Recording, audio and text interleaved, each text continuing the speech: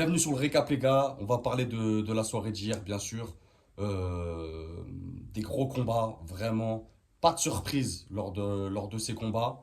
Euh, Prévisible, je dirais pas prévisible mais pas de surprise en tout cas. On a eu aussi un très bon Whittaker, notamment dans la soirée anglaise. On a eu un beau combat avec un Subriel Mathias Liam Paro, très très beau combat aussi. Là je vais parler les gars, on va notamment parler dans ce récap. Je vais pas faire une vidéo trop longue, les gars. Il y a déjà beaucoup de personnes qui ont donné leur avis, leur petit débrief à chaud, tout ça. Donc, on va parler surtout de Benavidez contre Zvozdik et de Kid Buu contre Franck Martin.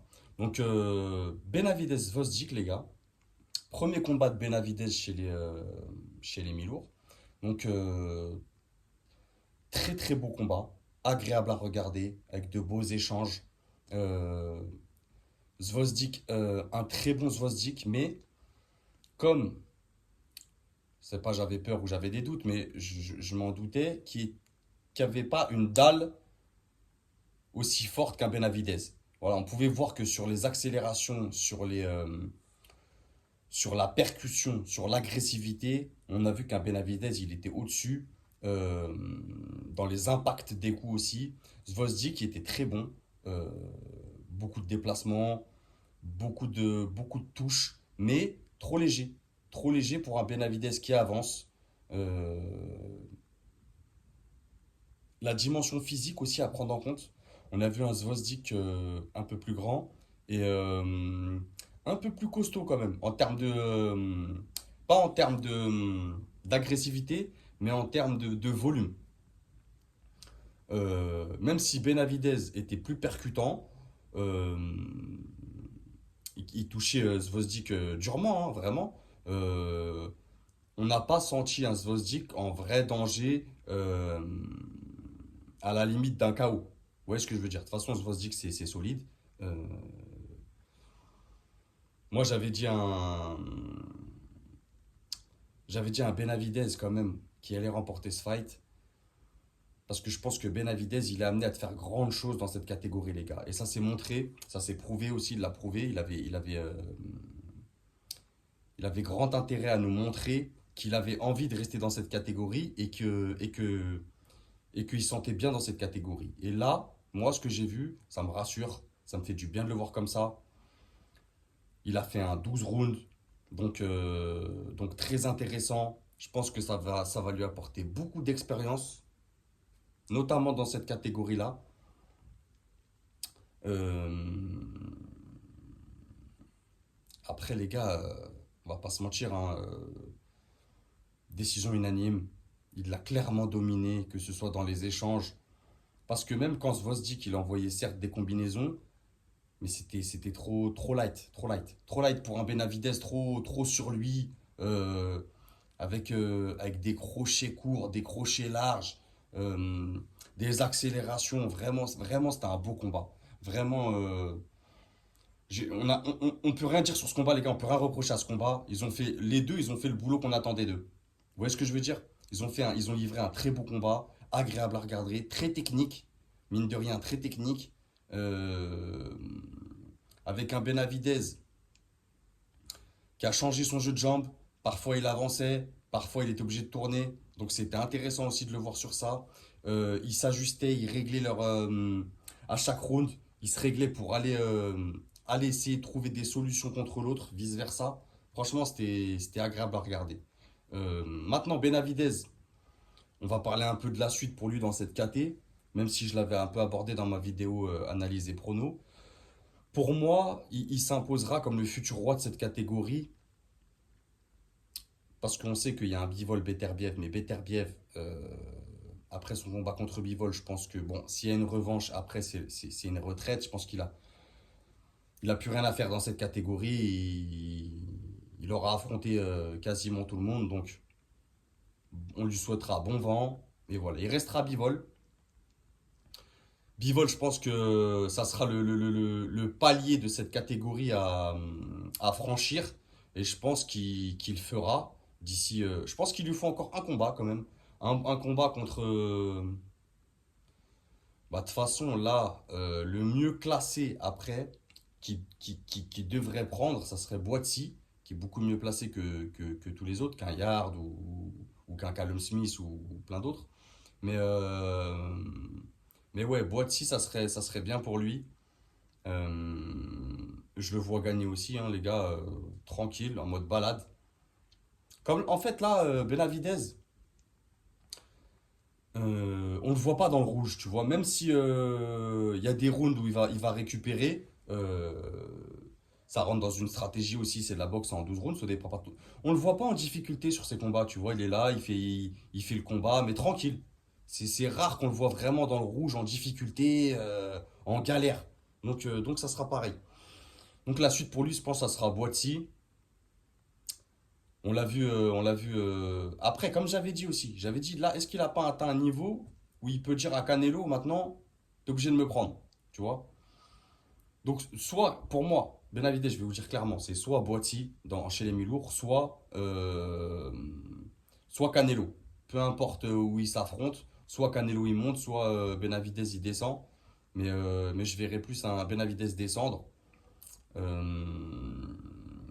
mais moi, c'est ces fights-là qui m'intéressent. Après les autres, c'est bien, mais ça ne le fera pas avancer dans les classements. Ça n'a aucun intérêt pour lui en termes de business. Donc maintenant, les gars, on va parler de Kid Buu, Gervonta.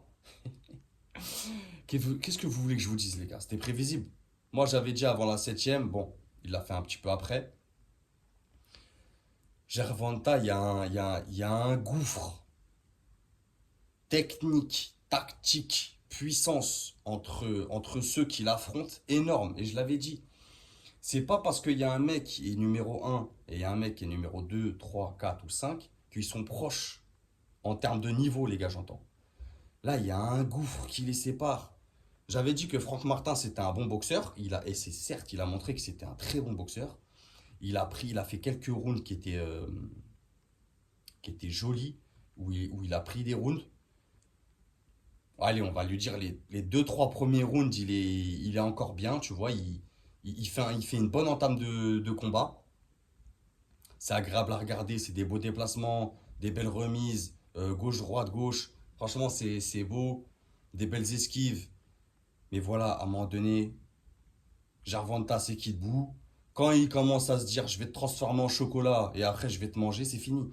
On a très bien vu que quand il commence à accélérer, à être sur tes côtes, à pas te lâcher, et surtout là il est encore plus dangereux, c'est quand il commence à s'ennuyer. Moi je remarque Gervonta, quand il commence à s'ennuyer dans le fight, il commence à se dire, bon, ça y est, c'est bon, c'était bien, mais je vais te finir. Il commence à avancer comme ça, en marchant, avec les mains un peu basses, et à venir vers toi. Et dès qu'il arrive, mi-distance, à t'envoyer des rafales tectoniques dans la tête, des météores. Et en fait, il te demande tellement une énergie constante et une concentration extrême que tu peux pas suivre. À un moment donné, tu vas pouvoir un, 2, 3 rounds, mais à un moment donné, c'est trop. Tu vois, Franck Martin, il a pris des gros coups. Euh, on a très bien vu qu'à un moment donné, t'es en mode survie. T'es là, t'es dans les cordes. Euh, Gervonta, il te guette, il t'envoie des rafales, il n'y a pas de réponse derrière. C'était dur, c'était vraiment dur. Et franchement, ça aurait pu être pire que ça. Donc, très content pour cette soirée pour moi, pour Benavidez. Très content pour Kid Buu. Il a fait le boulot, il a fait le job. Je vous ai parlé de Whittaker en début de vidéo. On va parler 2 secondes de son adversaire qui lui met un coup de tête. Ça, il n'y a qu'en Angleterre que tu vois des dingueries comme ça. Il lui met un coup de tête normal. Whittaker, il rigole. Bon, en même temps, c'est son style. C'est son style. Tu vois, il va beaucoup te chambrer. Comme il est très fort techniquement, il sera au-dessus de toi. Il va frustrer ses adversaires. Mais bon, et il se prend un coup de tête. Ensuite, dans je sais plus quel round, le mec il craque, il lui met un coup de coude. Mais encore une fois, Whittaker, il a fait une performance incroyable. Franchement, c'est agréable de le voir boxer. Il a un flow de malade. Maintenant, Mathias contre Liam Paro, on en parle un peu vite fait avec gros combat. Euh, Soubrel Mathias m'a pas déçu. Il a fait ce que j'attendais de lui. Rouleau compresseur, les gars. Il avance, il frappe, il frappe, il frappe, il cogne. Et Liam Paro, il m'a surpris vraiment euh, dans sa gestion de la férocité d'un Mathias. Tu vois, euh, on a vu qu'il galérait quand même. On a vu qu'il galérait, il a livré un gros combat. Il y avait des gros échanges, mais c'était beau aussi à voir. C'était un beau combat. Donc Liam Paro, félicitations, poto. T'as fait un très gros combat. Whittaker aussi, Benavidez, Davis, Kid Buu, les gars, on s'est régalé. Juste vite fait la suite pour moi, pour Gervonta, comme j'avais souligné dans mon titre de l'analyse et prono, qui peut arrêter Gervonta, les gars. Pour moi, là, il n'y a personne chez les légers qui peut l'arrêter, voire même l'inquiéter. Quand je dis que c'est Kid Buu, le maléfique, c'est pas pour rien. Même si un Shakur Stevenson, ça serait logique, ou un Zepeda, il va les transformer en chocolat à un moment donné, dans un des rounds, et il va les cueillir. Kid Buu, à un moment donné, il va s'ennuyer, il va venir, il va les éteindre. Et j'entends Loma aussi, j'entends Loma, mais Loma, vous voulez qu'il meure sur le ring? Mais non. Loma, il a perdu contre Heini. Il a fait un très beau combat, certes, contre Kambosos. Mais ça y est, Loma, c'est fini, les gars. Faut pas lui en demander trop. Là, aller affronter un Gervonta, c'est très dangereux. C'est très, très, très dangereux. Vraiment. Donc, moi, la suite pour Davis, ça serait un Shakur Stevenson, un Zepeda. Hum, Pourquoi pas? Là, je viens d'y penser. Ça serait intéressant aussi parce que c'est qui a la ceinture WBO? Berinchik? Pourquoi pas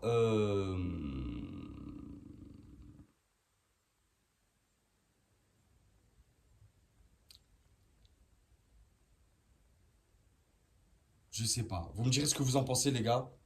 Euh, Berinchik, Muratala. C'est vrai qu'il y a du monde, mais après Gervonta, de toute façon, il va tous les transformer en chocolat, les gars. On va pas se mentir. Bon, c'était le récap, les gars. Tranquillement. On se retrouve dans la semaine pour d'autres vidéos. Je vous tiens au courant, tout ça, on se connaît. Ciao, les gars.